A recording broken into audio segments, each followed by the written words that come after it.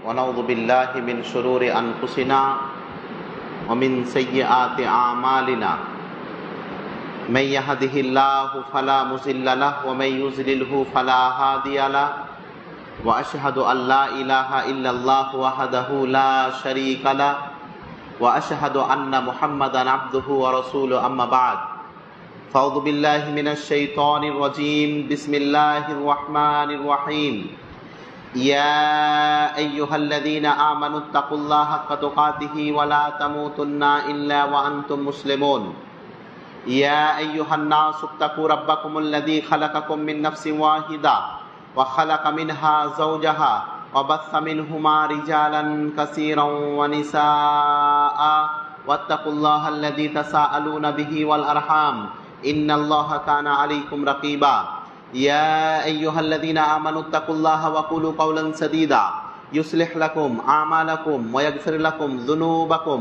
ومن يطع الله ورسوله فقد فاز فوزا عظيما أعوذ بالله من الشيطان الرجيم من حمده ونفسي بسم الله الرحمن الرحيم فإن خير الحديث كتاب الله وخير الهدي هدي محمد صلى الله وشر الأمور محدثاتها وكل محدثة بدعة وكل بدعة ضلالة وكل ضلالة في النار فأعوذ بالله من الشيطان الرجيم ومن أحسن قولا ممن دعا إلى الله وعمل صالحا وقال إنني من المسلمين وقال النبي صلى الله عليه وسلم بلغوا عني ولو آية وحدثوا عن بني إسرائيل ولا حرج وقال النبي صلى الله عليه وسلم من دل على خير فله مثل أجر فاعله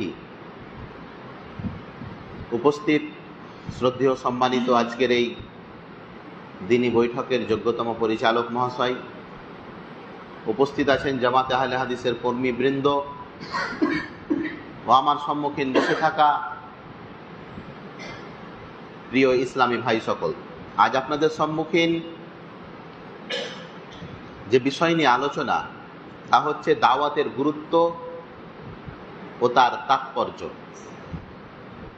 দাওয়াত বলতে এখানে ইসলাম প্রচার এবং প্রসার। দাওয়াত মানে কি? কথা বলতে হবে। আমরা জালসাতে বসে নেই যে আমি বলবো আর আপনারা নীরব হয়ে শুনবেন। আমাকে তো বুঝতে হবে আপনারা বুঝতে পারছেন না পারেন না, এরই জন্য মাঝে মাঝে প্রশ্ন করব, উত্তর দেবেন। দাওয়াত মানে হচ্ছে আল্লাহর বান্দাদেরকে আল্লাহর দিকে ডাকা। এক কথায় দাওয়াত মানে আল্লাহর বান্দাদেরকে আল্লাহর দিকে ডাকা। আমাদের দাওয়াত কিন্তু স্পষ্ট। আমরা মানুষদেরকে পীরের দিকে ডাকি না, ওয়ালি আউলিয়া বা মাজারের দিকে ডাকি না, আমরা দল বা জামাত বা পার্টির দিকে ডাকি না। আমরা ওই দিকেই ডাকি, আমরা ওই পথেই ডাকি যেই পথে আজ থেকে 1400 বছর পূর্বে আমাদের প্রিয় নবী মুহাম্মদ রাসূলুল্লাহ সাল্লাল্লাহু আলাইহি ওয়াসাল্লাম ডেকেছেন। আল্লাহর নবীর দাওয়াত স্পষ্ট ছিল। আল্লাহর নবী মানুষদেরকে বলতেন, ইয়া আইয়ুহান নাস কুলু লা ইলাহা ইল্লাল্লাহ তুফলিহু। আল্লাহর নবী বলতেন, হে মানব মণ্ডলী, হে মানুষেরা, তোমরা বলো আল্লাহ ব্যতীত কোনো সত্য উপাস্য নেই, তাহলে তোমরা সফলতা অর্জন করবে। আল্লাহর নবী কোনোদিন একথা বলেননি যে আমার দিকে চলে এসো, এক আল্লাহর ইবাদত করো, এটাই হচ্ছে সহজ সরল এবং তোমাদের জন্য সফলতা। আজকে আমরাও বলি মানুষ কোরআন এবং বিশুদ্ধ হাদিসের দিকে আসুক, এটাই হচ্ছে তার সফলতা। আল্লাহ পাক রব্বুল আলামিন কোরআন মাজিদের বিভিন্ন জায়গায় বলেছেন যে যারা ইসলাম থেকে দূরে, যারা ইসলাম থেকে সরে, তারা হচ্ছে ক্ষতিগ্রস্তদের অন্তর্ভুক্ত। ওমাই ইয়াবতাগি গায়রাল ইসলাম দীনান ফালা ইউকবালা মিন ওয়া হুয়া ফিল আখিরাতি মিনাল খাসিরিন। কত স্পষ্ট কথা দেখেন আল্লাহর। আল্লাহ বলছেন, যদি কোনো ব্যক্তি ইসলাম বাদ দিয়ে অন্য কোনো দিন, অন্য কোনো ধর্ম, অন্য কোনো নীতি পদ্ধতি অনুসন্ধান করে, আল্লাহ সেটা কবুল করবেন না। মানে ইসলাম বাদ দিয়ে আল্লাহ পাক রব্বুল আলামিন কিচ্ছু কবুল করবেন না। এর জন্য আমাদের দাওয়াত সেটাই, যেই দাওয়াত আজ থেকে 1400 বছর পূর্বে মক্কা নগরীতে আল্লাহর হাবিব মুহাম্মদ রাসূলুল্লাহ সাল্লাল্লাহু আলাইহি সাল্লাম মানুষদেরকে দিয়েছিলেন।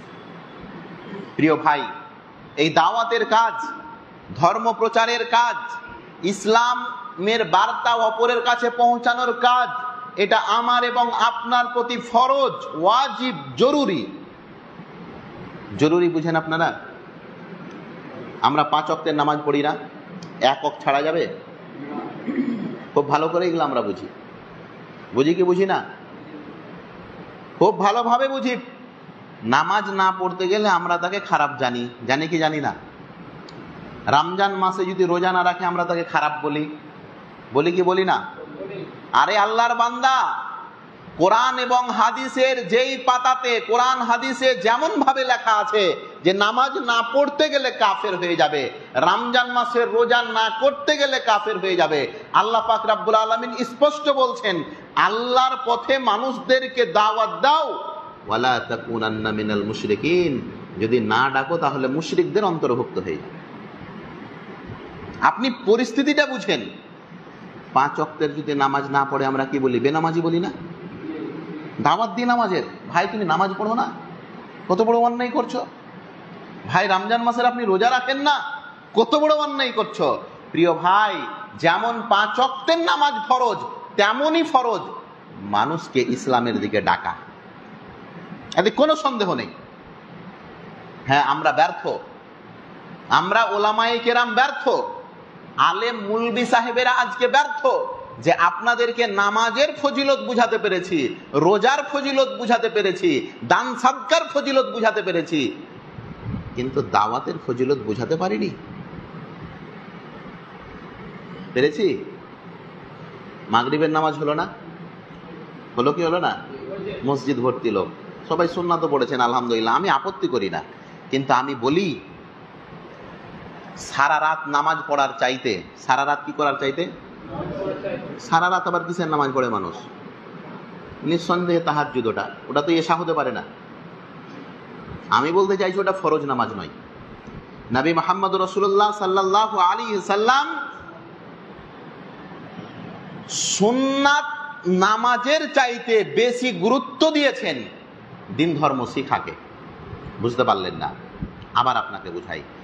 একটা লোক মসজিদে সারা রাত নামাজ পড়েছে, ভালো কাজ না খারাপ কাজ? অবশ্যই ভালো কাজ। রাত্রের নামাজ, ফরজ নামাজ যে 5 ওয়াক্তের নামাজ আছে, তারপরে পরে স্থান কি রাত্রের নামাজের, সলাতুল লাইল যাকে বলি। 5 ওয়াক্ত নামাজের পরে পরে স্থান কার? রাত্রের নামাজের। কিন্তু আপনি জানেন একজন ব্যক্তি এই কোনায় সারা রাত নামাজ পড়েছে, আর ওই কোনায় আরেকজন ব্যক্তি আল্লাহুম্মা বাইদ বাইনি ওয়া বাইনা খাতায়ায়া কামা বাত্তা বাইনাল মাশরিক, এটা তার মুখস্থ ছিল না, ও বেচারা সারা রাত ধরে মুখস্থ করেছে। বলেন তো দুইজনের মধ্যে বেশি নেকি কে পেল? এই লোকটা আল্লাহুম্মা বাইদ বাইনি বানা পড়লেন ওয়ালা লোকটা শুধু খালি এশার নামাজটা পড়েছে আর পড়েনি। কথা আমার বুঝতে পারছেন না আপনারা? আমি আবার বলি, এই কোনার লোকটা এশার নামাজ পড়ে বাকি যা কিছু পড়ার পরে সারা রাত তাহাজ্জুদের নামাজ পড়েছে, আর এই কোনার লোকটা যতটুকু ফরজ ততটুকু পড়েছেন, তারপরে কি করেছেন? নামাজের কোন দোয়া মুখস্থ করেছেন। সেটা আমি আল্লাহুম্মা বাইদ বাইনি বললাম, আল্লাহুম্মা বাইদ বাইনি নাও হতে পারে, আল্লাহুম্মা সাল্লি আলাহু হতে পারে। ও বেচারা সারা রাত বসে বসে দোয়া পড়েছে, শিখেছে দোয়া, মুখস্থ ছিল না, শিখেছে। শিখেছে যেটা মুখস্থ ছিল না। নবী মুহাম্মদ রাসূলুল্লাহ সাল্লাল্লাহু আলাইহি ওয়াসাল্লাম নফল নামাজের চাইতে বেশি গুরুত্ব দিয়েছেন কোরআন এবং হাদিস শিখাকে। খায়রুকুম মান তাআল্লামাল কোরআন ওয়া আল্লামা। আল্লাহর হাবিব বলছেন পৃথিবীর শ্রেষ্ঠতম মানুষ, ব্যক্তি হচ্ছে তারা যারা নিজে কোরআন পড়ে অপরকে কোরআন শিখায়। আমরা বুঝতে পেরেছি এটা না? কোন রকম ঠুকঠাক সুন্নাত পড়ি, যদি শুনতে পাই ইজতেমা আছে তো তাড়াতাড়ি সুন্নাত পড়ে বাইরে যাই, অথচ সুন্নাতের চাইতে ইজতেমার দাম বেশি। কথা বুঝতে পারলেন না? সুন্নাত পড়ে যদি 10 নেকি পান, ইজতেমাতে বসে আপনি 50 নেকি পাবেন।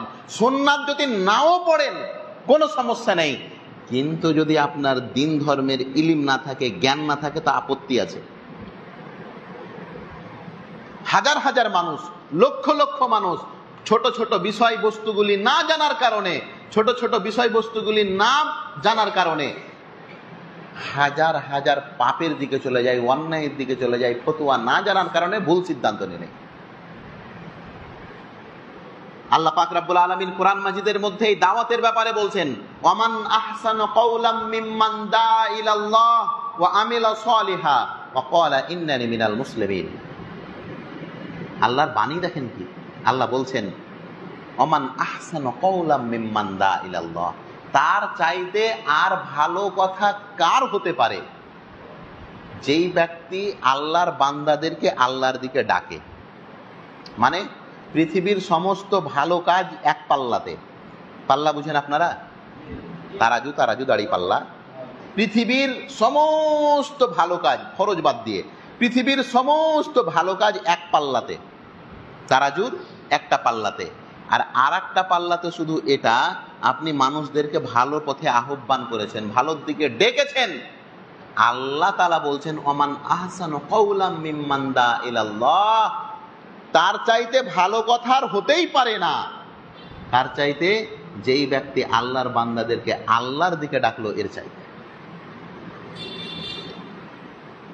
যেই নবী মুহাম্মদুর রাসূলুল্লাহ সাল্লাল্লাহু আলাইহি সাল্লাম মানুষদেরকে ইসলামের পথে আহ্বান করার জন্য নিজের রক্ত দিয়েছেন, নিজের জান দিয়েছেন, নিজের মাল দিয়েছেন, সবকিছু কুরবানি করেছেন, অথচ আজকে তার উম্মতের লোকেরা 5 মিনিট সময় তার কাছে চেয়ে নিতে হয়, ইজতেমাতে বসার জন্য তার পায়ে হাতে পড়তে হয়, মেসেজ করতে হয়, ফোন করতে হয়, চা বিস্কুট খাওয়াতে হয়, আবার মসজিদের পরিস্থিতিও তার জন্য ভালো লাগতে হয় নাকি?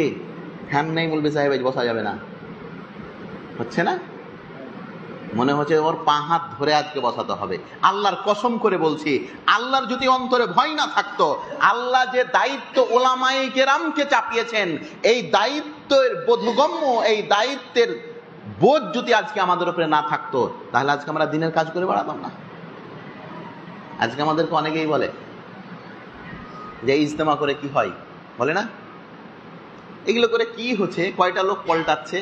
আমি অনেকজনকে উত্তর দিয়েছি, আপনাদেরকে বলি, যাকে এই কথা শুনেন, মানে বলে কেউ, একটা উত্তর দেবেন, ভাই আমাদের কথা কজন শুনে, কজন শুনে না, কজন মানে না, ওর হিসাব লেনেওয়ালা আমরা নয়। আমরা কি? যদি এটা প্রশ্ন আমার উপরে করেন, তাহলে এটা প্রশ্ন তো আল্লাহর নবীর উপরে জেগে যাবে, জাগবে না? সারা জীবন মক্কা মদিনার মানুষকে বুঝিয়ে বেড়ালেন আপনি, আর নিজের চাচা আবু তালিবকেই পারলেন না। প্রশ্ন উঠবে না? প্রশ্ন তো শুধু আমার উপরে নয়, আপনার বক্তব্য, আপনাদের ইজতেমা, আপনাদের সংগঠন কটা লোককে ঠিক করেছে? আরে ভাই, কটা লোককে ঠিক করেছে ওই হিসাব আমরা কেন নিব?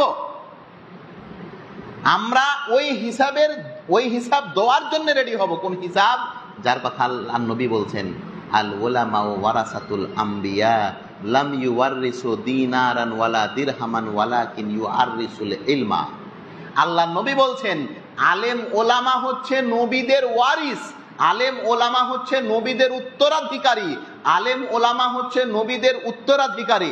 লাম ইউআরিসু দিনারান ওয়ালা দিরহামান, ব্যাপারটা এমন নয় যে নবী এবং রসুলেরা জমি জায়গা ধন সম্পদ সোনা দানা ছেড়ে গেল, এগুলোর ভাগ নিবে ওয়ারিস হিসেবে ওলামায়ে কেরাম, না। ইউআরিসুল ইলমা, তারা জ্ঞানের, ইলিমের উত্তরাধিকারী। শুধু এটার ভয়? কোরআন মাজিদে আল্লাহ বলছেন, এই ব্যাখ্যা দিচ্ছেন, লিমা তাইদুনা কওমা আল্লাহু মুহলিকুহুম আও মুআদ্দিবাহুম আযাবান শাদীদা ক্বালু মা'যিরাতান ইলা রাব্বিক।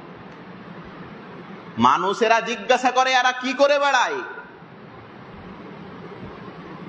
কাদেরকে এরা কথা শোনাচ্ছে, এদের কথা তো কেউ শুনে না। তো যারা দায়ী, যারা আপনারা, যারা মানুষদেরকে দুটা কথা বলে বেড়ায়, তাদের মুখের ভাষা আল্লাহ কোরআনে নকল করেছেন, কোরআনে নিয়ে এসেছেন। যখন মানুষেরা বলে যে ওদেরকে দাওয়াত দিয়ে কি হবে, ওদেরকে ডেকে কি হবে, ওরা কি তোমার কথা শুনবে, এদের কথা কি শুনে, তো দায়ীদের ভাষা হবে লিমা তাইদুনা কওমা আল্লাহু মুহলিকুহুম আও মুআদ্দিবাহুম আযাবান শাদীদা ক্বালু মাযিরাতান ইলা রাব্বিক। যারা ধর্ম প্রচার করে, যারা মানুষকে দুটা কথা বলে, তারা তখন উত্তর দেয় কি, ও আমরা তো তাদের জন্য বলতে যাই না, আমরা বলতে যাই নিজের বাঁচার জন্য। মাযিরাতান ইলা রাব্বিক আল্লাহু মুহলিকুহুম আও মুআদ্দিবাহুম আযাবান শাদীদা। এরই জন্য মানুষকে দুটা কথা বলতে যায়, যাতে আল্লাহ কাল কিয়ামতের দিনে আমাকে পাকড়াও না করে, মুলবি সাহেব তুমি ছিলা, দুটা কথা কেন মানুষকে বলবে? কথা কি আমার বুঝতে পারছেন? মানুষের পরিবর্তনের জন্য বলতে নয়, আমার পরিবর্তনের জন্য আমি মানুষকে বলতে যাই। কারণ আপনি আমাকে ছেড়ে দিতে পারেন, আল্লাহ যে ছাড়বে না। সূরা মুলকে নেই? সূরা মুলকের প্রথম রুকুর শেষ অংশটা পড়েন, ইদা উলকু ফিহা সামিউ লাহা শাহীকাম ওয়া হিয়া তাফুর। আল্লাহ পাক রব্বুল আলামিন বলছেন যে জাহান্নামীদেরকে যখন জাহান্নামে নিক্ষেপ করা হবে, ফেলা হবে, তখন জাহান্নামে একটা গার্ড থাকবে, দারোগা। জাহান্নামের গেটে কে থাকবে? একটা গার্ড। জাহান্নামের একটা দারোগা থাকবে। তখন ওই জাহান্নামী দারোগাটা জিজ্ঞাসা করবে যে আজকে এখানে কেন? কেউ কি তোমাকে দুটা ভালো কথা বলেনি? কেউ কি তোমাকে কোরআন হাদিসের কথা বলেনি? আচ্ছা, যদি কোরআন হাদিসের কথা না বলে, তাহলে আলেম মুলবি সাহেব ফেঁসে গেল না? আল্লাহর নবী মুহাম্মদুর রাসূলুল্লাহ সাল্লাল্লাহু আলাইহি সাল্লামের জীবনী পড়েন। দিন ধর্ম প্রচারের জন্য এমন পরিস্থিতি, আল্লাহর নবীর জান যাবো অবস্থা, তারপরও নবী মুহাম্মদ সাল্লাল্লাহু আলাইহি সাল্লাম পিছে সরেননি। আর আজকে আমাদের পরিস্থিতি কি হয়েছে? সরকারের পক্ষ থেকে একটু যদি চাপ আসে, তো দ্বিতীয় দিন আমরা আমাদের সভাপতিকে বলি ইজতেমা আর করা যাবে না। কেন? সরকার এরকম লাল কার্ড দেখাচ্ছে। মক্কার লোকেরা আল্লাহর নবীর জন্য দরজা বন্ধ করে দিল, আল্লাহর নবীর কথা শুনবে না, আল্লাহর নবীর উপরে তারা পাবন্দি লাগিয়ে দিল, নবী মুহাম্মদ সাল্লাল্লাহু আলাইহি সাল্লামকে ব্যান্ড করে দিল পুরো মক্কা নগরীতে। আল্লাহর নবীর দাওয়াত তারপরও বন্ধ হয়েছিল। আল্লাহ নবী বললেন মক্কার লোক শুনবি না, ঠিক আছে, তো আল্লাহর বান্দারা শুধু কি মক্কাতেই আছে? তায়েফে তো আছে। আল্লাহ নবী কি করলেন? থাকলো ঘোড়া, চললো রুস্তম। মক্কা না বন্ধ, তায়েফ তো বন্ধ হয়নি, মদিনা তো বন্ধ হয়নি। আজকে আমাদেরকে এই মন মানসিকতা তৈরি হবে, এই মসজিদে আমাদের ইজতেমা বন্ধ হয়েছে, দুনিয়ার সব মসজিদে তো আমাদের জন্য তালা লাগেনি। এই লোকটা কথা শুনে না, পৃথিবীর সব লোক তো এই লোকটার মতো নয়। আল্লাহ নবী কি করলেন? মক্কার লোকেরা যখন কথা শুনলেন না, দয়ার নবী চলে গেলেন একমাত্র দিন ধর্ম প্রচারের উদ্দেশ্যে তায়েফে। কোথায় গেলেন? আল্লাহু আকবার। তায়েফের জীবনী পড়িয়ে জুন জুলাই মাসে আল্লাহ নবী 65 কিলোমিটার হেঁটে গেলেন। তখন আল্লাহ নবীর বয়স প্রায় 51 বছর। 51 বছরের একজন ব্যক্তি মক্কা থেকে তায়েফ হেঁটে গেলেন, যেখানে কোনো রাস্তা নেই। রাস্তা তো এখন হলো, কোনো রাস্তা নেই, তিরপুট রোড, 65 কিলোমিটার। আল্লাহ নবী মক্কা থেকে হেঁটে গেলেন কোথায়? তায়েফে। 51 বছরের একজন ব্যক্তি, আল্লাহ নবী, সঙ্গে তিনার কৃতদাস যায়েদ বিন হারেসা। তায়েফের লোকেরা আল্লাহর নবীর কথা তো শুনলো না, আল্লাহর নবীকে তো মানলো না। তায়েফের লোকেরা নবী মুহাম্মদ রাসূলুল্লাহ সাল্লাল্লাহু আলাইহি ওয়াসাল্লামকে এমন মারল, নবী মুহাম্মদ রাসূলুল্লাহ সাল্লাল্লাহু আলাইহি সাল্লামের দেহের এমন কোনো একটা অংশ বাকি ছিল না যেখান দিয়ে রক্ত অতিবাহিত হয়নি। আসাদুল্লাহ গালিব স্যার লিখছেন তায়েফের ঘটনা লিখতে গিয়ে, যে আল্লাহর নবী যখন ওই রাস্তা দিয়ে যাচ্ছিলেন, তো তায়েফের লোকেরা রাস্তার দুই সাইডে পাথর নিয়ে দাঁড়িয়েছিল। কি নিয়ে দাঁড়িয়েছিল? যখনই তাদের আগা দিকে যেত, আল্লাহর নবীকে তারা পাথর নিক্ষেপ করত। আর এই ঘটনাটা চলেছে কয় কিলোমিটার জানেন? আসাদুল্লাহ গালিব স্যার লিখছেন সিরাতুর রাসূলের 6 কিলোমিটার আল্লাহর নবীকে মারতে নিয়ে গেছে। আল্লাহু আকবার। একবার ভাবেন তো, একটা মানুষকে যদি গ্রামের লোক 6 কিলোমিটার মারতে নিয়ে যায়, তো লোকটার অবস্থা কি হবে? আম্মা জান আয়েশা সিদ্দিকা রাদিয়াল্লাহু আনহা আল্লাহর নবীকে জিজ্ঞাসা করছেন যে আল্লাহর নবী, উহুদের ময়দানে, উহুদের যুদ্ধে কাফিরের আপনাকে কি না মার মেরেছে? আপনার মাথা ফাটিয়ে দিয়েছে, আপনার দাঁত ফাটিয়ে দিয়েছে, আপনার গালকে ছিদ্র করে তাদের বর্ষা আপনার মাড়িতে এঁটকে থেকে গেছে, মরা মরা অবস্থায় আপনি অজ্ঞান হয়ে পড়ে গেছেন। বুখারীর একটি হাদিস এসছে, আম্মাজান আয়েশা আল্লাহর নবীর মরহম পাট্টি করছেন, ক্ষত স্থানগুলিতে যেগুলো দিয়ে রক্ত অতিবাহিত হচ্ছে সেগুলোতে তেনা বা কাপড় দিয়ে চেপে ধরে আছেন, আর আল্লাহর নবীকে বলছেন, আল্লাহর নবী, ইয়ার চাইতে বেশি কষ্ট মনে হয় আপনি এই দুনিয়াতে আর কোনোদিন পাননি। উহুদের প্রান্তের এটা ঘটনা। আপনার মাথা ফাটিয়ে দিয়েছে, দাঁত ভেঙে দিয়েছে, মরা মরা অবস্থা, আপনি অজ্ঞান হয়েছিলেন, মানুষেরা মনে করেছে আপনি মরে গেছেন। তো মনে হয় এর চাইতে বেশি কষ্ট আর আপনি কোনোদিন পাননি, এটাই মনে হয় সবচাইতে বেশি কষ্ট। আল্লাহর নবী আম্মাজান আয়েশাকে বলছেন, আয়েশা রে, তায়েফের দিনে যে কষ্ট পেয়েছিলাম সেই কষ্টের তুলনায় আজকে আমার কষ্ট কিছুই নয়। তার মানে ভাবেন তো, তায়েফের দিনে কেমন অসহায় একজন ব্যক্তি, না ডানে কেউ আছে না বামে কে আছে। আল্লাহ নবীর সবচাইতে কাছের লোক ছিলেন দুইজন, একজন ছিলেন মা খাদিজা আর একজন ছিলেন চাচা আবু তালিব। এই দুইজন আল্লাহ নবীর সাহস, আর এই দুইজনই ইন্তিকাল করছেন ঠিক ওই সময়তে। এই দুইজন আল্লাহ নবীর স্ত্রী খাদিজা এবং আল্লাহ নবীর চাচা আবু তালেব ইন্তিকাল করছেন। আল্লাহ নবীর জন্য মক্কাতে দিন ধর্ম প্রচার করা বন্ধ করে দিল। আল্লাহ নবী গেলেন তায়েফ।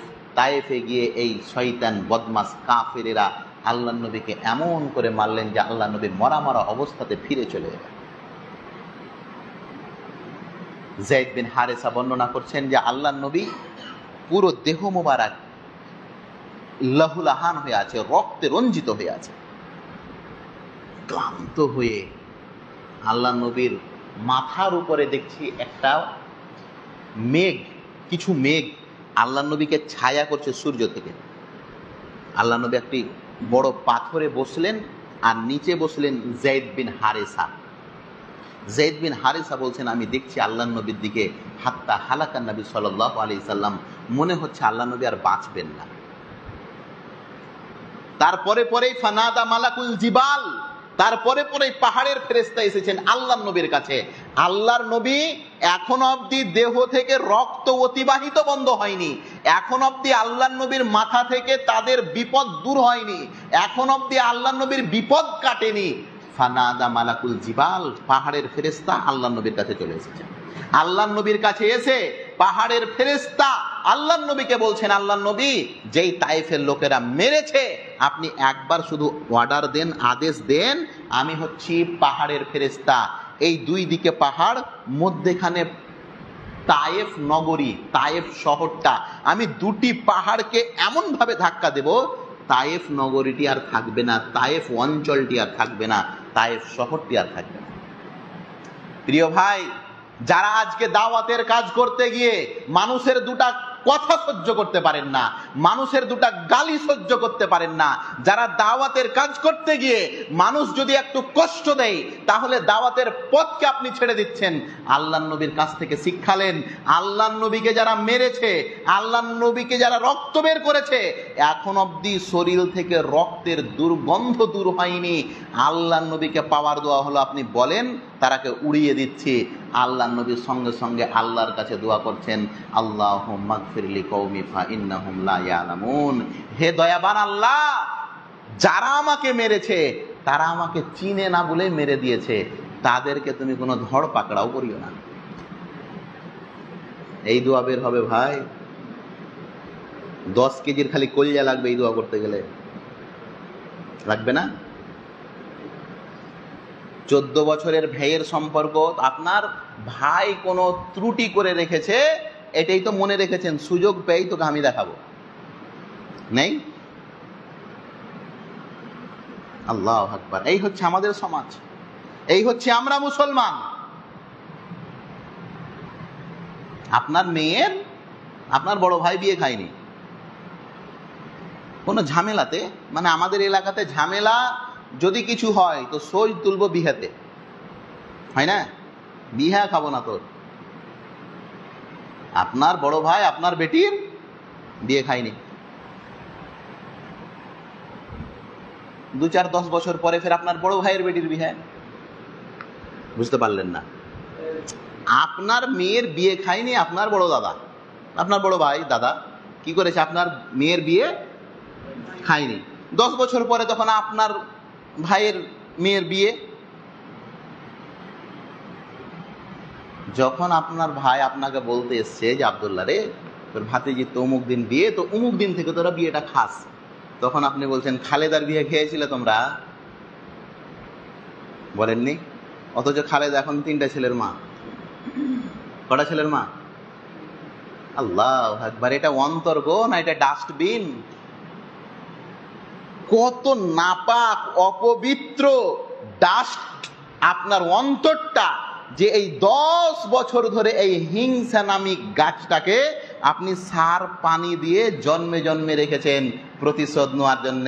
10 বছর আগে আপনার ভাই আপনার মেয়ের বিয়ে খায়নি, এর জন্য আজকে আপনি বলছেন যে তুমি আমার বেটির বিয়ে খাওনি, আমি তোমার বেটির বিয়ে খাবো। এটা মুসলমানের অন্তর?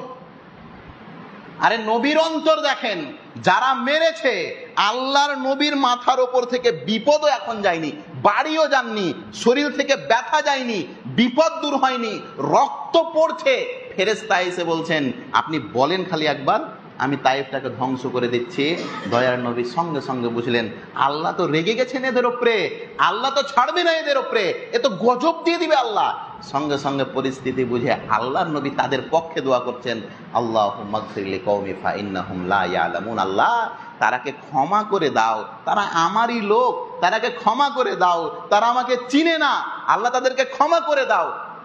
বুখারীর একটি হাদিস এসেছে, বাল আরজু আন ইখরুজাল্লাহু মিন আসলাবিহিম আন ইয়াবুদুল্লাহ ওয়া লা ইউশরিকু বিহি শাইয়্যা। পাহাড়ের ফেরেশতাটাকে বলছো, ফেরেশতা শোনো শোনো, বাল আরজু আন ইখরিজাল্লাহু মিন আসলাবিহিম আন ইয়াবুদুল্লাহ ওয়া লা ইউশরিকু বিহি শাইয়্যা। ও পাহাড়ের ফেরেশতা শোনো, তায়েফকে তুমি ধ্বংস করিও না। আজকে যে তায়েফের লোকেরা আমাকে বের করে দিয়েছে, এদের ছেলে পিলে যারা হবে এরা আমাকে মেনে নেবে। এখানে একদিন এমন হবে আল্লাহর তৌহিদ হবে, এখানে শিরক থাকবে না। এটা আল্লাহর নবীর দুয়াই। আজকে তায়েফ নগরী তো আছে, কিন্তু তায়েফে কোনো শিরক, তায়েফে কোনো শিরক নেই। হে প্রিয় ভাই, একজন দায়ী, একজন ধর্ম প্রচারক নিজেকে সব সময় প্রস্তুতি করে রাখেন, সুযোগ পেতে গেলেই মানুষকে আপনি 2টা দিন ধর্মের কথা শোনাবেন। এর জন্য আপনাকে নতুন কোনো পরিস্থিতি তৈরি করতে হবে না। আপনি একজন ছাত্র, আপনি পড়েন স্কুল কলেজে, দেখছেন আপনার বন্ধুটার প্যান্ট গিটির নিচে, আপনি তাকে বলতে পারেন বন্ধু গিটির ওপরে কর, গিটির নিচে থাকতে গেলে আল্লাহ তাআলা জাহান্নামে দেবে। এতে কি আপনার বন্ধু তালি ছুটে যাবে? কেল থেকে কথা বলবেন না। আপনার বন্ধু, আপনি আর সে চা পান করতে গেছেন, আপনি বিড়ি সিগারেট পান করেন না, তিনি বিড়ি সিগারেট পান করছেন, আপনি কেমন বন্ধু? আপনি জানেন আল্লাহ নবী মুহাম্মদ সাল্লাল্লাহু আলাইহি সাল্লাম বলেছেন, মান শারিবাল খামার লাম তুকবাল সালাতুহু 40 সাবাহান ফা ইন মাতা দাখালান নার ওয়া ইন তাবা তাবাল্লাহু আলাইহি। আল্লাহ নবী বলছেন যেই ব্যক্তি নেশা জাতীয় দ্রব্য পান করবে 40 দিন তার নামাজ রোজা হজ যাকাত কোনো ভালো কাজ কবুল হবে না। ওই অবস্থায় যদি বিড়ি না ছেড়ে মরে যায়, বিমল না ছেড়ে মরে যায়, খয়নি না ছেড়ে মরে যায়, গুল না ছেড়ে মরে যায়, জর্দা দিয়ে পান না ছেড়ে মরে যায়, মদ না ছেড়েই মরে যায়, ফাইন মাতা দাখালান নার, তাহলে সে ওই অবস্থাতেই জাহান্নামে যাবে। আপনি যদি এটা বলেন যে বন্ধু সিগারেট খাস না রে, আপনার সঙ্গে বন্ধু তালি ছিঁড়ে যাবে, কেউ থেকে কথা বলবে না। আরে মন মানসিকতাই তো আমাদের তৈরি হয়নি দাওয়াতের। যেখানে অন্যায় দেখবো সেখানেই কথা বলবো, যেখানে অন্যায় দেখবো সেখানেই বাধা দেব। আল্লাহ নবী মুহাম্মদ রাসূলুল্লাহ সাল্লাল্লাহু আলাইহি সাল্লামকে আল্লাহ পাক রব্বুল আলামিন তো এই কথাই শিখিয়েছেন, কুনতুম খায়রা উম্মাতিন উখরিজাত লিন-নাস তা'মুরুনা বিল মা'রুফ ওয়া তানহাউনা আনিল মুনকার ওয়া তু'মিনুনা বিল্লাহ। কি আর মানে? আল্লাহ বলছেন কুনতুম খায়রা উম্মাহ, আরে তোমরাই হচ্ছ শ্রেষ্ঠ জাতি, তোমাদের চাইতে ভালো জাতি আর কেউ নেই। 36 ইঞ্চির সিনা করে আমরা বলি তো আমরাই তো মুসলমান হয়ে জান্নাতে জানা হলো পার্টি, বলছি না? বাকি সব কাফের। আপনি দেখেন খায়রে উম্মাহ, উত্তম উম্মাহ, শ্রেষ্ঠ উম্মাত হওয়ার জন্য আল্লাহ যে শর্তগুলো লাগিয়েছে ওই শর্তগুলো কি আছে? কুনতুম খায়রা উম্মাহ, তোমরাই হচ্ছ শ্রেষ্ঠ জাতি। কখন তোমরা শ্রেষ্ঠ জাতি হবে?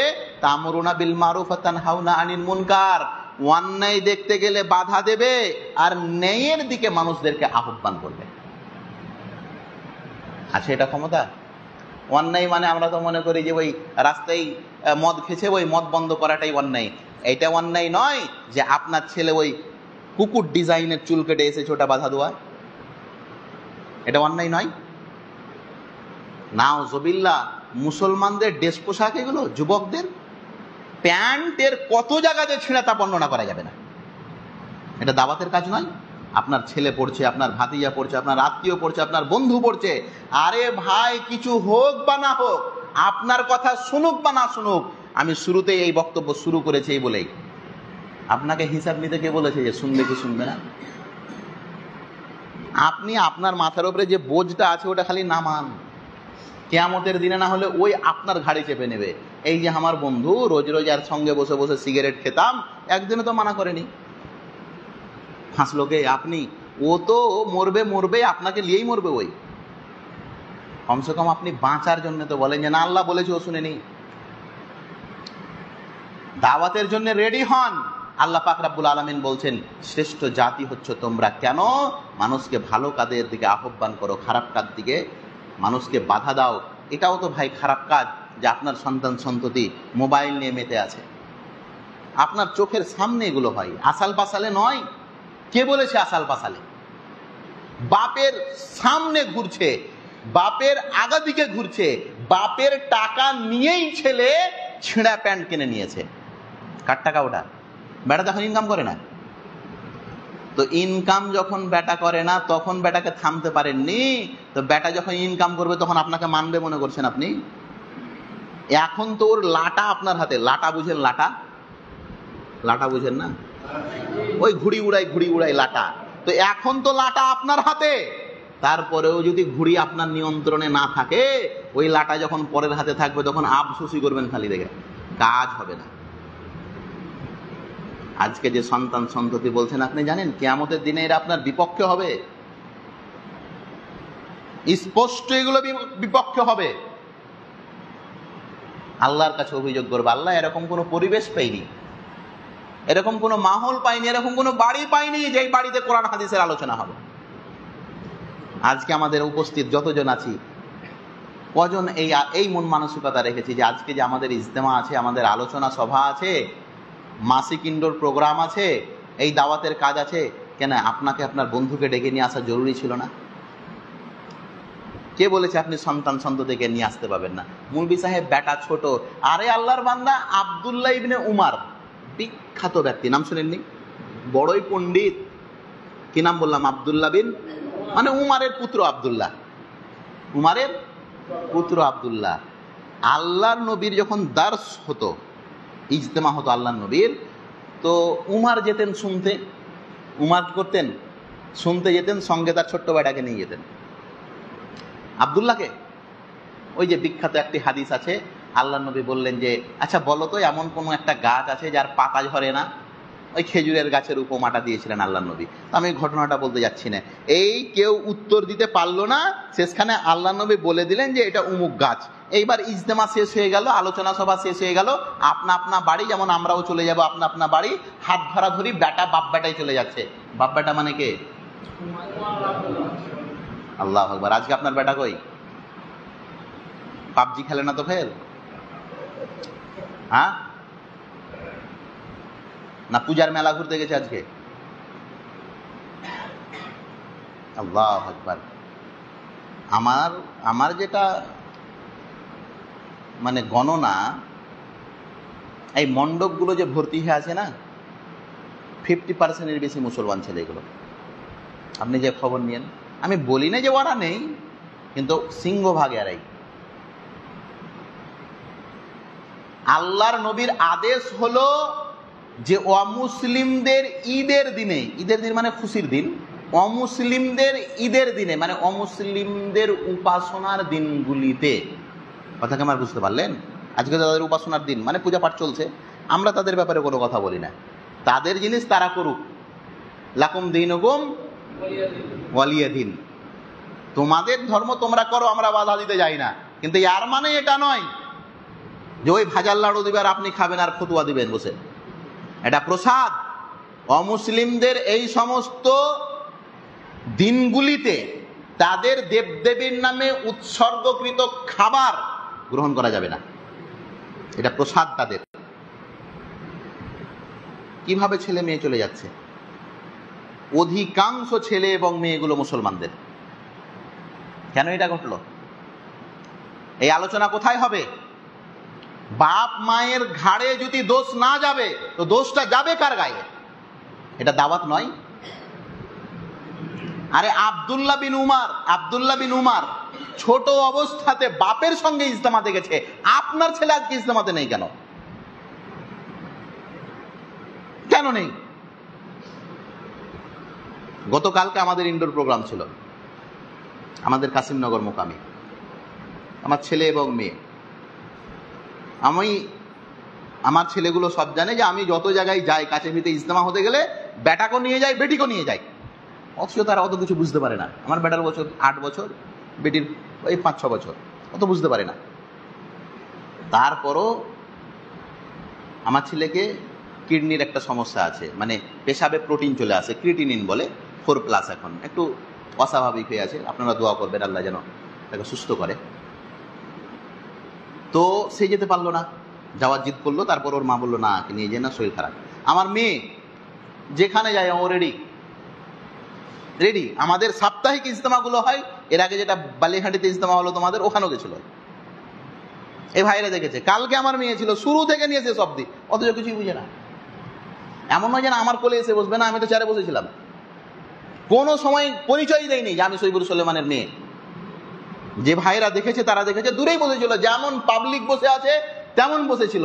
শেষখানে যখন বক্তব্য শেষ হয়ে গেল প্রোগ্রাম, আমি ডাকলাম, তখন এলো। আজকে কেন নেই? উমর রাদিয়াল্লাহু তাআলা আনহু তার নিজের পুত্র আব্দুল্লাহ বিন উমারকে নিয়ে গেছেন। ইজতেমা শেষ, বাপ্পাটাই বাড়ি যাচ্ছেন। যেতে যেতে উমর রাদিয়াল্লাহু তাআলা আনহুর পুত্র আব্দুল্লাহ বাপকে বলছেন, আব্বা, আল্লাহর নবী যে প্রশ্নটা আপনাদেরকে করলো না যে কোন গাছের পাতা ঝরে না, ওটা কিন্তু আমি জানতাম। তো উমর রাদিয়াল্লাহু তাআলা আনহু তো একদম খুশি, বেটা তুমি বললে না কেন?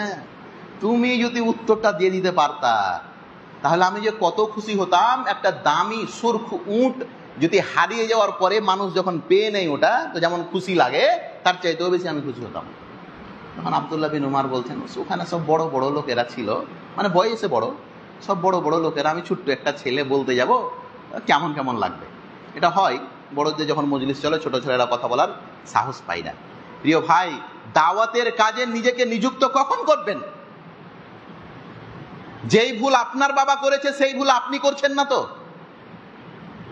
যেই পরিস্থিতিতে আপনাকে আপনার পিতা ছেড়ে গেছে, আপনি আপনার ছেলে পিলেকে ওই পরিস্থিতিতে ছেড়ে যান না তো? দাওয়াত দেন, এটা হচ্ছে আপনার পরিত্রাণের একমাত্র মাধ্যম। আল্লাহ পাক রব্বুল আলামিন কোরআন মাজিদের মধ্যে বলছেন, ইয়া আইয়ুহার রাসূল বাল্লিগ মা উনজিলা ইলাইকা মির রাব্বিক ওয়া ইন লাম তাফআল ফামা বাল্লাগতা রিসালাতা ওয়াল্লাহু ইয়াসিমুকা মিনান নাস। আল্লাহ পাক রব্বুল আলামিন বলছেন, নবীকে, এই নবী, যা তোমার কাছে পৌঁছেছি সেটা মানুষের কাছে পৌঁছাও। আপনি জানেন না আপনার কাছে কি পৌঁছেছে? আপনি জানেন না আপনার কাছে কি পৌঁছেছে? এই নবী, আমি যা তোমার উপরে অবতীর্ণ করেছি সেটা মানুষের কাছে পৌঁছাও। যদি মানুষের কাছে কোরআন হাদিস না পৌঁছাও তুমি এই নবী, তাহলে তুমি রেসালাতের তথা কোরআন এবং হাদিসের যেটা অধিকার, যেটা প্রাপ্য, সেই প্রাপ্য তুমি কোরআন হাদিসকে দিলে না। মানে কোরআন এবং হাদিসের সঙ্গে খেয়ানত করলে, তুমি তার অধিকার দিলে না, কোরআন হাদিসের অধিকার দিলে না। তুমি কেন তার কথা মানুষকে কেন বললে না? এরপরের কথাটা বড়ই জটিল। যদি মানুষকে দুটো কথা বলতে গিয়ে মানুষ আপনার উপরে রেগে যায়, এটা তো রাখবে কি রাখবে না? আপনি যখন অন্যায়ের বিরুদ্ধে কথা বলতে যাবেন, তো যারা অন্যায় প্রেমিক তারা তো আপনার শত্রু হবে কি হবে না? এটা কিন্তু আমরা করতে চাই না মৌলভী সাহেব। আমি যে ব্লক থেকে আসি তার নাম হচ্ছে সুতি, তারপরের ব্লকটার নাম হচ্ছে শামশেরগঞ্জ। ওয়াকাফ নিয়ে সুতি শামশেরগঞ্জ এখন পুরো ভারতে বিখ্যাত জায়গা, নাকি? 753 জন এখন জেলে। কত? 700। আমাদের মুখপাত্র, জামাত আহলে হাদিসের রাজ্য মুখপাত্র আলমগীর সর্দার সাহেব সেদিন বললেন রাজ্য মিটিংয়ে যে 753 জন এখন সুতি এবং শামসেরগঞ্জে এই দুটা ব্লকের এখন জেলে। আমার বলার মূল এটা কারণে, আমার বলার মূল কারণ হচ্ছে, আচ্ছা বলেন তো, যারা কোরআন হাদিসের দাওয়াত দিচ্ছেন না এই ভয়ে যে এটা বলতে গেলে ঝগড়া হবে, ঝামেলা হবে, মানুষের সঙ্গে দুটা কথা হবে, এটিকের মধ্যে কোনটা লোক আছেন যে কোনো মানুষের সঙ্গে দুটো আপনার কথা হয়নি? কথা আপনার বুঝতে পারলেন না। আচ্ছা, এখানে কি কেউ এমন আছেন যে কাউরি সঙ্গে দুটা কথা হয়নি? আছেন কেউ গো? প্রত্যেক দিনই থানাতে কেস হয় না? জেল হয়, বিচার আচার হয়, সালিশ হয়, ঝগড়া ঝাঁটি হয়, কোনটা হয় না প্রতিদিন? হয় না? এতগুলো হয়, মানুষের সঙ্গে তো হয়, অন্য কাউরির সঙ্গে তো নাই। কয়টা আল্লাহর জন্য এই ঝগড়াগুলো হয়েছে? বিচার তো হচ্ছে পাড়াতে মহল্লাতে, কয়টা বিচারের জন্য হয়েছে যে দিন ধর্ম প্রচার প্রসার করতে গিয়ে এইরকম বাধা প্রাপ্ত হয়েছেন, দিয়ে বিচার বসেছে। যেই নবী মুহাম্মদুর রাসূলুল্লাহ সাল্লাল্লাহু আলাইহি সাল্লাম দিনের কথা বলতে গিয়ে কাফেরেরা তার বাড়ি ঘর তাক লুট করে নিয়েছিলেন, জানেন? আল্লাহ নবীর বাড়িকে রাখেনি তারা। মক্কার যে ওটা বাড়ি ছিল আল্লাহ নবী রাখেনি। আল্লাহ নবী তায়েফ গেলেন, আল্লাহ নবী মদিনা গেলেন, মদিনা থেকে যখন মক্কা বিজয়ে এলেন তখন আল্লাহ নবী মুহাম্মদ সাল্লাল্লাহু আলাইহি সাল্লামকে বলা হলো যে আপনি আপনার বাড়ি যাবেন নাকি? তখন আল্লাহ নবী বললেন, আমার বাড়ি কি আর আমার আছে? আমার বাড়ি তো ওরা লুটপাট করে বিক্রি করে দিয়েছে পরের কাছে। ওয়াকিলের কথাটা এসছে যে আলী রাদিয়াল্লাহু তাআলা আনহুর ভাই, সে পরে ইসলাম কবুল করেছিল, কিন্তু ইসলাম কবুলের পূর্বেই আলী আল্লাহ নবীর বাড়িকে বিক্রি করে দিয়েছিল লুটপাট করে। তো যাই হোক, আমি ভিন্ন কথা বলছিলাম। আমি যে কথা বলছি, দাওয়াতের কাজ করবেন আর বাধাগ্রস্ত হবেন না, দাওয়াতের কাজ করবেন আর লোকের দুটা কথা শুনবেন না, এটা তো হতেই পারে না, এটা তো সুন্নাত বিরোধী কাজ। ইউসুফ নবী জেল খাটলেন কি কারণে? কি দোষ ছিল বেচারার? কোনো খারাপ কাজ করেছিলেন? ইউসুফ নবী জেলে গেল, এরা মনে করলো মুখ বন্ধ করা যাবে না। ইউসুফ নবীর জীবনের সবচাইতে দামি কাজ হয়েছে জেলের মধ্যে। ইয়া সাহিবা ইসসিজনি আরবাবুম মুতাফাররিকুনা খায়র আমিল্লাহুল ওয়াহিদুল কাহ্হার। ইউসুফ নবীর পুরো জীবনী পড়েন, সবচাইতে টার্নিং পয়েন্টটা হচ্ছে জেলের মধ্যে। জেলের মধ্যে ভরে মুখ বন্ধ করা যাবে, বিশেষ করে আহলে হাদিসের বান্দারাকে তো পারা যাবে না। আমাদের শ্রদ্ধেয় আমির আব্দুল্লাহ সালাফি সাহেবের পরে 19 বছর ধরে কেস চালালো। ক বছর? 19 বছর ধরে কেস চলল। কই দাওয়াতের কাজ তো বন্ধ হয়নি। আমাদের শ্রদ্ধেয় আরেকজন ব্যক্তি প্রফেসর ডক্টর আসাদুল্লাহ গালিব অন্যায়ভাবে 3 বছর 6 মাস 6 দিন জেল খাটলেন, কোনো দোষ নেই।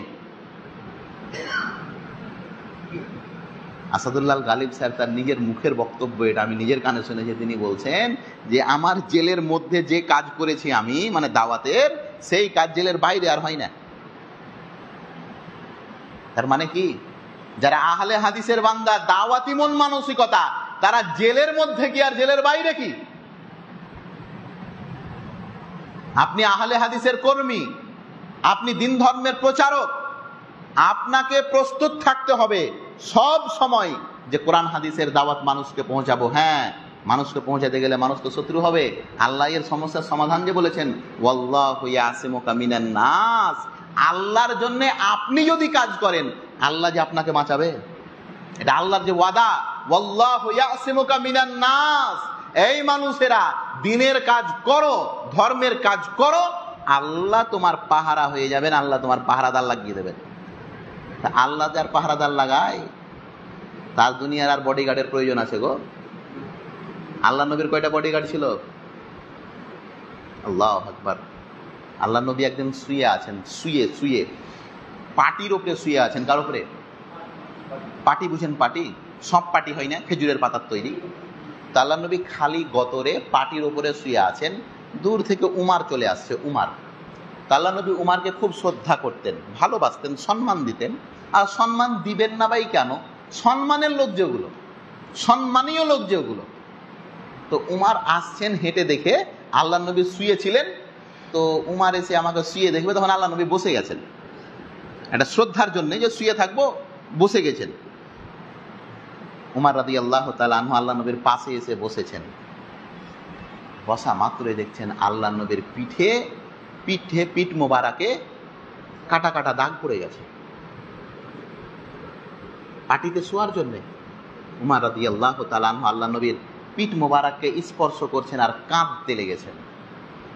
কাঁদতে কাঁদতে আল্লাহ নবীকে বলছেন, উমর,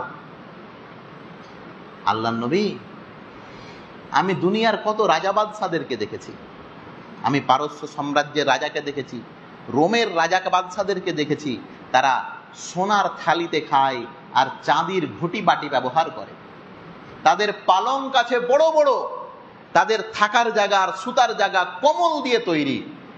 হে আল্লাহর নবী, আপনি তো তাদের চাইতেও বড় রাজা, তাদের চাইতেও তো বড় দায়িত্বশীল, আপনার জন্য কি আমরা একখানা নরম বিছানা তৈরি করে দেব না?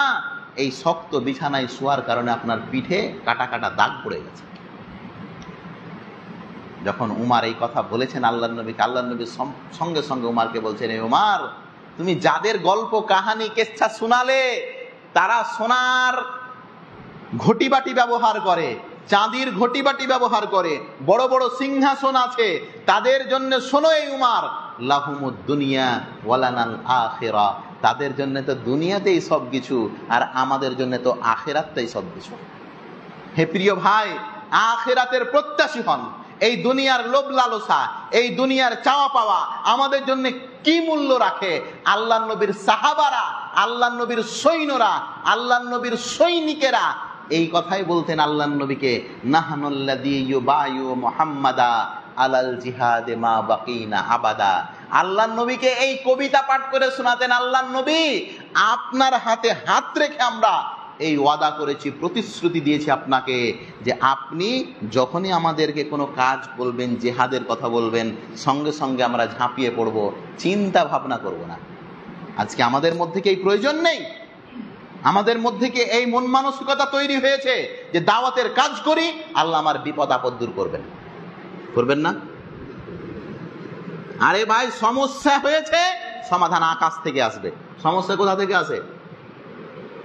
আকাশ থেকে আসে না? আকাশ মানে আল্লাহর কাছ থেকে। সমস্যা কোথা থেকে আসে গো?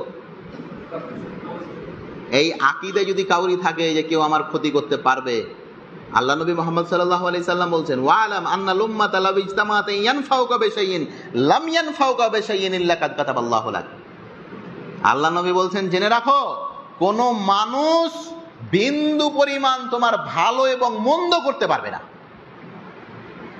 ওয়ালাম আন্নাল উম্মাতা, সমস্ত দুনিয়ার মানুষ যদি একত্রিত হয়ে যায় আর তোমার ক্ষতি বা তোমার লাভ, তোমার ভালো বা মন্দ করতে চাই, কিছুই করতে পারবে না। ইল্লা কাদ কাতাবাল্লাহু লাক, কিন্তু আল্লাহ তোমার কপালে যতখানি লিখে দিয়েছে ততখানি হবে।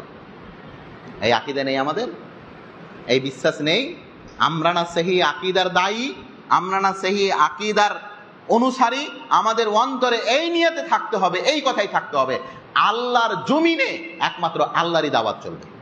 দাওয়াত বন্ধ তো দেখেন মানুষ গাছ পূজা, পাথর পূজা আর কত রকম যে পূজা চলছে। কি কারণে? কোনটা মানুষ জানেন না। আল্লাহ তাআলা বলেছেন, ইন্নাশ শিরকা লাযুলমুন আযীম, পৃথিবীর সবচাইতে বড় অন্যায় হচ্ছে আল্লাহর সঙ্গে শিরিক করা। এটা আল্লাহর সঙ্গে শিরিক করাটা অন্যায় নয়? মণ্ডপের আগা দিকে যেতে গেলে আউযু বিল্লাহি মিনাশ শাইতানির রাজিম পড়বেন? বুঝতে পারলেন না? আগা দিক দিয়ে পার হতে গেলে আয়াতুল কুরসি পড়বেন। একটি হাদিসে এসেছে, আল্লাহ নবী বলছেন যে যেখানে অমুসলিমদের প্রতিমা বা দেবদেবীর উপাসনা হয় সেখানে আল্লাহর গজব অবতীর্ণ হয়, এর জন্য সেখান দিয়ে জোরে যাও। দেখা তো অনেক দূরের কথা, জিলাপি পিয়াজিয়ে উমুক তুমুক খাওয়া তো অনেক দূরের কথা। ওখানে থাকতে গেলে আউযু বিল্লাহ পড়বেন, ওখানে থাকতে গেলে আয়াতুল কুরসি পড়বেন। কেননা আল্লাহর গজব অবতীর্ণ হয়েছে, ওখানে আপনাকে থাকা যাবে না। কেন আজকে মাজার পূজা শুরু হলো? আহলে হাদিসেরা দাওয়াত বন্ধ করেছে, মানুষেরা পীর পূজা শুরু করেছে। করবেই তো, আপনি বলেননি তো এই কথা মানুষকে যে না পীর পূজা শিরিক, মানুষ করেছে। দাওয়াতের কাজ যদি বন্ধ করে দেন, আমি শেষ মুহূর্তে যে কথা আপনাদেরকে বলে আলোচনা শেষ করব, দাওয়াতের কাজ যদি বন্ধ করে দেন তো শুনেন, আজকে আপনি বলছেন না উমুকের বেলাটা খারাপ হচ্ছে না, আমার বেলাটা ভালো গো মৌলভী সাহেব, উমুকের বেলাটা খারাপ। আল্লাহ নবী একটা উপমা দিয়েছেন, মুসলিমের একটি হাদিসে এসেছে যে যদি আপনি অন্যায়কে বাধা না দেন তো ওই পাপ, ওই অন্যায় আপনি একদিন আপনাকেও ছেয়ে ফেলবে। কথা বুঝতে পারলেন না? যদি কোনো অন্যায়কে আপনি বাধা না দেন তো ওই অন্যায়টা কি হবে? আপনাকেও একদিন ছেয়ে ফেলবে। আপনি বলছেন উমুকের বেটা মদখোর, উমুকের বেটা লটারিখোর, উমুকের বেটা আইপিএল খোর, উমুকের বেটা উমুক, আমার বেটা নয়। আপনার বেটা হতে পারে নয়, কিন্তু আপনার পোতারা গ্যারেন্টি হবে। বুঝতে পারলেন না? আপনার পোতারা কি হবে? হবে। কারণ চারিদিক তো খারাপ দিয়ে ঘেরা। আপনি কতদিন বাঁচাতে পারবেন? আপনি হননি, আপনার বেটাও হয়তো হয়নি, আপনার পোতারা হবে। তারা যদি না হয় তার পোতারা হবে। আল্লাহ নবী বললেন উপমা দিতে গিয়ে যে যদি অন্যায়কে না ঠেকাও তাহলে কেমন? ধরে নাও একটি সমুদ্রের ওপর দিয়ে একটি বোট চলে যাচ্ছে, পানি জাহাজ, বুঝেন, পানি জাহাজ চলে যাচ্ছে, সেটা দোতলা। সেটা কয়তলা? দোতলা। তো খানপানের ব্যবস্থা আছে দোতলায়, নিচতলায় নেই। খানপানের ব্যবস্থা আছে কয়তলায়? দোতলায়। যখনই খানপানের প্রয়োজন পড়ে তো নিচে তালার লোকেরা ওপর তালা যায়। তো ওপর তালার লোকেরা বিরক্ত হয়, বারবার তোমরা পেশাব পায়খানাতে আসছো, বারবার পানি চাইতে আসছো, বারবার খাবারে আসছো, বিরক্ত হয় কয়তলার লোকেরা। তো নিচেকার লোকেরা তো শখ করে যায় না গো, প্রয়োজন পড়েছে গেছে, কি করবে? এরাও জানছে যে ওপরকার লোক বিরক্ত হচ্ছে, কিন্তু না গেলে তো উপায় নেই, এর ব্যবস্থা তোই ওপরে আছে, নিচে তো নেই। তো নিচেকার লোকটি যদি বিরক্ত হয় যে উপরে যাচ্ছি, হে ওরা খালি হেউ হুই করছে আমরাকে, তো ভাই পানি তো আমাকে পায়ের নিচেই আছে। পানি কোথায় আছে? আরে ভাই জাহাজটা তো পানির উপরেই চলছে না, জাহাজটা কাতে চলছে? তো আসলে পানি তো আমাদের কোথায় আছে? পায়ের নিচেই তো পানি। একটা সব্বল দিয়ে ফুটা করে যেত পানি খানি টিলিয়ে এলি, হবে না? কথা বুঝতে পারলেন না? একটা সবল দিয়ে যদি একটু ফুটো করে পানি নিচকাল নিয়ে এলি, নিচকার লোকটি ডুববে, উপরকার লোকটি ডুববে না নাকি? ফুটা তো নিচকার লোক করেছে, উপরকার লোক তো করেনি। ফুটা কারা করেছে? পানির প্রয়োজন নিচের লোকের, ফুটা করেছে নিচের লোক, উপরকার লোক তো করেনি। উপরকার লোক তখন বলছে আদা তোরা খালি সাত ধরেই বুঝবি। উদাহরণ তো ভালোই বুঝছেন যে না মৌলভী সাহেব পুরো জাহাজটাই ডুবে যাবে, ওপর নিচ ফের কি সব ডুবে যাবে। উদাহরণ এত বুঝতে পারছেন, তো এটা কেন বুঝতে পারেন না? কেন এটা বুঝতে পারেন না যে আজকে উমুকের ছেলে রাস্তায় বসে মার মার মার মার মার মার করছে, কালকে ওই পাশের সিটটা আমার পোতার জন্য বুক হয়ে আছে। আর না হয় আজকে ওই মার মারকে মেরে ভাগাই, মার মারকে কি করি? আজকে যদি ওই যে ছেলেটা মারমার করছে মোবাইলে, ওকে যদি মেরে আপনি ভাগান তাহলে ওটা জ্বর থেকে উপড়ে গেল। আর যদি ওকে না, ওটা তো আমার বেটা নয়, ওটা ওর বেটা। তো ও আজকে ওর বেটা আছে, কালকে আপনার বেটাও বসবে। প্রিয় ভাই, আলোচনার শেষ মুহূর্তে যে কথা আপনাদেরকে আমি বোঝাতে চাইছি সেটা হচ্ছে দাওয়াতের কাজ, এটা আমার আপনার জন্য ফরজ, এটা করতেই হবে। এটা যদি না করেন এমন একটা দিন আসবে, এমন একটা পরিস্থিতিতে আপনি এমন একটা পরিস্থিতির সম্মুখীন হবেন যে ওই পরিস্থিতি থেকে বাঁচার কোনো আর পথ পাবেন না। আসুন আমরা আল্লাহর কাজ, আমরা আল্লাহর বান্দা, আল্লাহর দাওয়াত আল্লাহর বান্দাদের কাছে পৌঁছাই। বেশি কিছু নাই, মানুষ শুনবে শুনবে না ওটা ওর ব্যাপার। আমার আপনার কাজ হচ্ছে মানুষকে পৌঁছে দেওয়া। মানুষ গ্রহণ করলো আমার লাভ আছে, গ্রহণ না করলো আমার লাভ আছে। এই ব্যবসাতে লসের কোনো সম্ভাবনা নেই।